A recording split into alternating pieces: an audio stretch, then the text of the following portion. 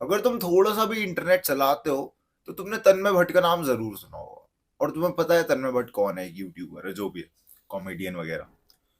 You saw him 10 साल पहले वो बंदा 245 किलोस का था और आज वो 93 पुश कर रहा है। इतना ज्यादा वेट लॉस, ऑलमोस्ट 150 किलो। कैसे?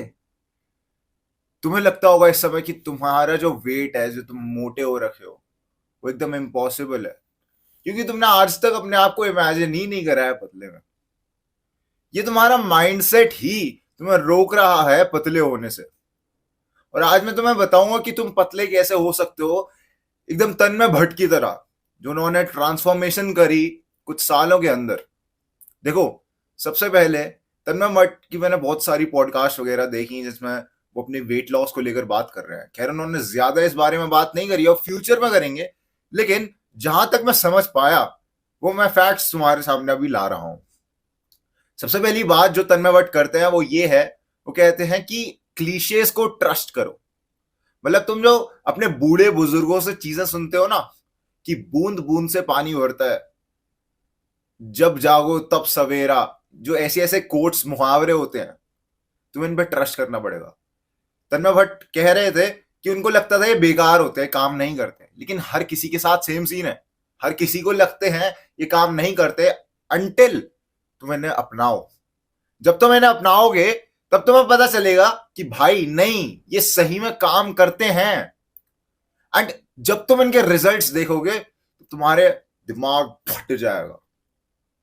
तो क्या करना है? बूंद बूंद से सागर बनता है, ठीक है, आई डोंट नो, घड़ा भरता है, जो भी है मुहावरा, ठीक है, तुम्हें ज्यादा अच्छे से बताऊंगा। तो हर एक दिन तुम्हें पार्टिसिपेट करना है, हर एक दिन। अगर तुम्हारे नाम टोपी में है ही नहीं तो तुम कैसे कह सकते हो कि तुम अपना टोपी से नाम निकाल लोगे? अगर तुम चाहते हो कि तुम अपना नाम टोपी से निकालो तो तुम्हें हर दिन इसमें कुछ ना कुछ डालना पड़ेगा, हर दिन तुम्हें मेहनत करनी पड़ेगी। अगर तुम ये सोच रहे हो ना जिम बस तुम 1 महीना सब्सक्रिप्शन ले लोगे और उतने में हो जाएगा, तो ऐसा नहीं है, बहुत टाइम लगेगा। मेरा फिजिक देख रहे हो, मेरा फिजिक इतना नहीं अच्छा है, ठीक है, this is a very mid physique. मैं स्किनी फैट हुआ करता था, मैंने अपने आप को बल्की बनाया, मैंने अपने आप को पुश करा, एंड इस चीज में मेरे को 1 साल लग गया इतना अचीव करने में। एंड मैं बहुत ख्याल रखता हूँ अपनी डाइट का, मैं बहुत ख्याल रखता हूँ कि मैं बाहर का कम खाऊं, चॉकलेट्स वगैरह नहीं खाऊं, मीठा ना खाऊं, शुगर को टोटली क्विट कर रखा है महीनों से। There is a reason, and it's not a very difficult thing.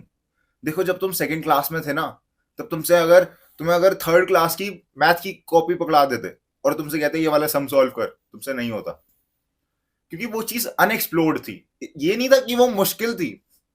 अगर तुम्हें सेकंड की मैथ में थर्ड की मैथ दी दी जाती ना, तुम कर लेते, लेकिन तुम्हारा माइंडसेट ऐसा बन गया था कि तुम नहीं कर सकते।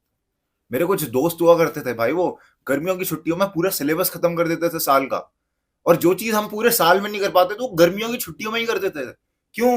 क्योंकि उनका माइंडसेट वैसा बन गया था कि ये चीज पॉसिबल है।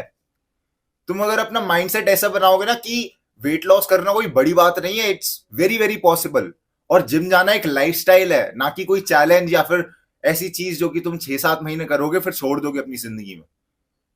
जब तक तुम्हें ये चीज नहीं आएगी ना, ये अकल नहीं आएगी, तब तक तुम इंप्रूव हो ही नहीं सकते। You have to tell yourself every single time कि ये एक लाइफस्टाइल है, ये मैं हर दिन करूंगा। दूसरी चीज जो तन्मय भट्ट ने कही वो ये है कि वो जिम को सबसे ज्यादा प्रायोरिटी देते थे। तो क्योंकि उनकी वेट लॉस करना बहुत ज्यादा इंपॉर्टेंट था उनके लिए, तो उन्होंने जिम को हद से ज्यादा प्रायोरिटी दी। प्रायोरिटी का मतलब सबसे ऊपर जिम को रखा, उसके बाद सारी चीजों को रखा।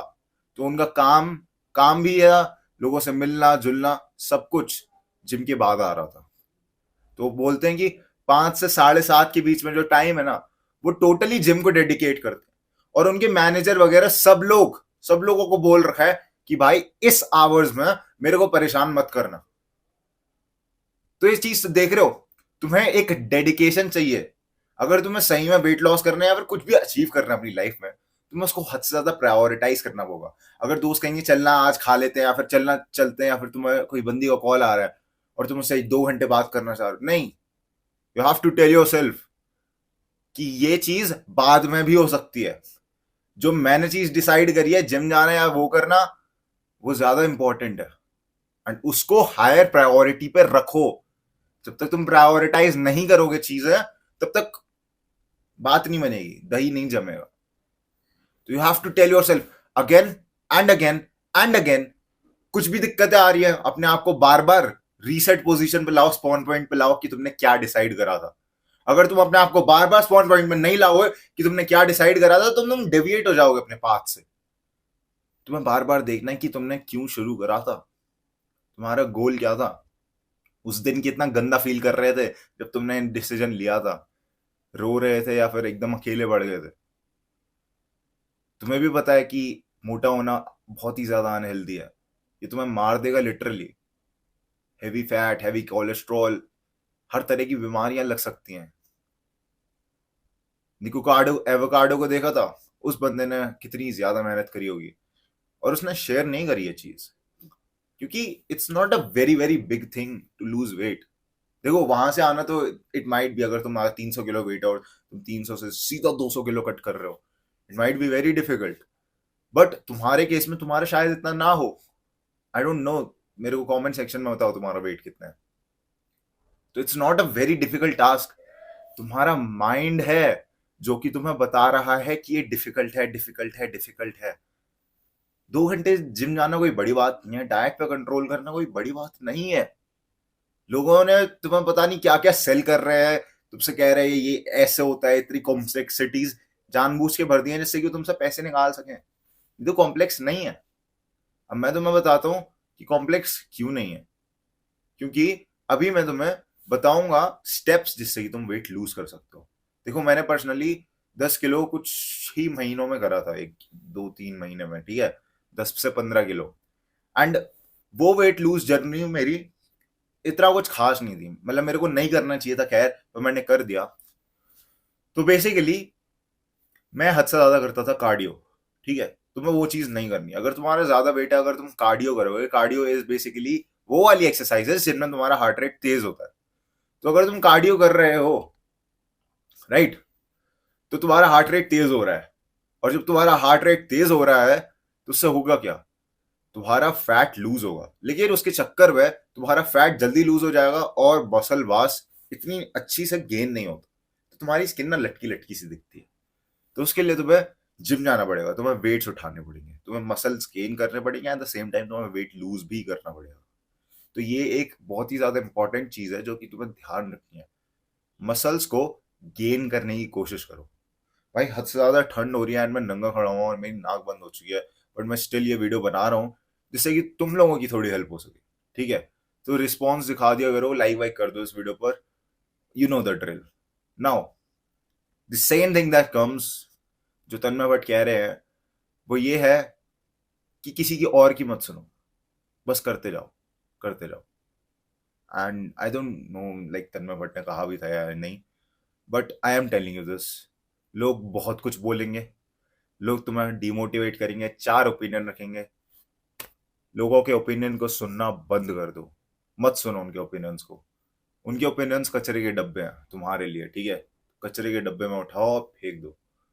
सो आई गेस यही सब था। तो मैं तुम्हें रिकैप दे देता हूँ एक, क्या क्या तुम्हें करना है। सबसे पहले तुम्हें प्रायोरिटाइज करनी है अपनी चीजें, जिम को हाईएस्ट प्रायोरिटी पे रखो। दूसरी चीज जो तुम्हें ध्यान रखनी है वो ये है कि it's not a difficult thing, mindset को अपनाओ बढ़िया, ठीक है। और तीसरा पॉइंट तुम बता देना मेरे को कमेंट सेक्शन में, अगर तुम एक 1-on-1 कॉल पे आना चाहते हो मेरे साथ और जानना चाहते हो मेरे पर्सपेक्टिव्स, तो तुम सर्च मार सकते हो tanishDog.Vercel.app। This was it for the video. Grind set करते रहे, माइंड सेट तरफ बदल रहा हूँ मेरी जान।